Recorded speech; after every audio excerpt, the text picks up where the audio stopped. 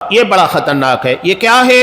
الابتداء فی الدین ما لیس من، دین میں ان چیزوں کا ارتکاب کرنا جو دین کا حصہ نہیں ہے، یہ سب سے خطرناک اور سنگین ہے، اس لیے کہ آپ اللہ کا قرب ایسے عمل کے ذریعے حاصل کر رہے ہیں جو اللہ اور رسول نے جائز نہیں کیا ہے۔ یہ بدعتیوں کے تعلق سے ایسا طور طریقہ، ایسی چیز کو اختیار کرنا۔ اور ایک بہت پیاری بات کہہ رہے ہیں کہ والابتداء فی الدین فی الحقیقت من الاستہزاء باللہ، بہت عظیم جملہ کہا ہے کہ دین میں بدعت کا اختیار کرنا حقیقت میں اللہ کے ساتھ مذاق ہے۔ بدعتی اللہ سے مذاق کرتا ہے، نعوذ باللہ۔ کیوں مذاق کر رہا ہے؟ یعنی ایک طور طریقہ، مثال کے طور پر آپ صلی اللہ علیہ وسلم نے، صحابہ نے شب برات نہیں منائی، ایک بدعت ہے۔ شب معراج نہیں منائی، اس کے بعد آپ منا رہے ہیں تو مطلب کیا ہے؟ اور میلاد النبی جو منایا جاتا ہے عید کے طور کے پر، نہیں منایا، آپ منا رہے ہیں تو مطلب کیا ہے؟ آپ یہ ثابت کر رہے کہ اللہ یہ بات تجھے نہیں معلوم تھی، نعوذ باللہ، ہم بتا رہے کہ یہ دین کا حصہ ہے۔ کتنا بڑا جرم ہے، آپ اللہ سے مذاق کر رہے ہیں۔ بدعتی اللہ کے دین کا مذاق اڑاتا ہے کہ دراصل وہ چیزیں جو دین نہیں ہے اسے دین ثابت کر کے نعوذ باللہ اللہ کے علموں کے پر، اللہ کی شریعت کے پر اعتراض کرتا ہے کہ اللہ تجھے نہیں معلوم تھا کہ دین ہے، ہم بتا رہے کہ دین ہے۔ کتنا بڑا الزام ہے یہ، نبی کے پر بھی اور اللہ پر بھی۔ اور نبی کے ساتھ کھلواڑ کیا ہے؟ دراصل وہ یہ کہہ رہا ہے کہ نعوذ باللہ یہ دین کا حصہ ہے، لیکن اللہ کے رسول صلی اللہ علیہ وسلم نے نہیں بتایا۔ نبی کے پر خیانت کا الزام لگاتا ہے۔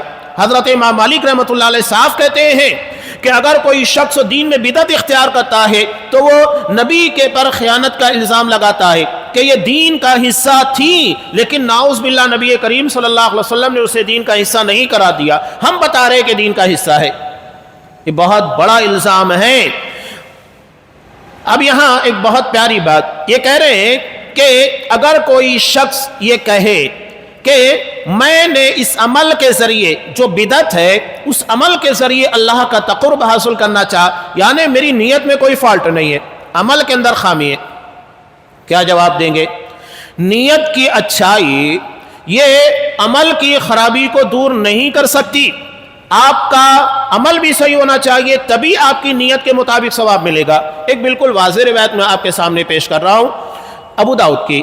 ابو بردہ بن نیار رضی اللہ تعالیٰ عنہ جب آپ صلی اللہ علیہ وسلم نماز عید الاضحیٰ کے لیے نکلے تو دیکھا کہ نماز کے پہلے انہوں نے اپنی بکری ذبح کر دی ہے اور لوگوں میں گوشت تقسیم کر رہے۔ آپ نے کہا کہ ابو بردہ یہ کیا ہے؟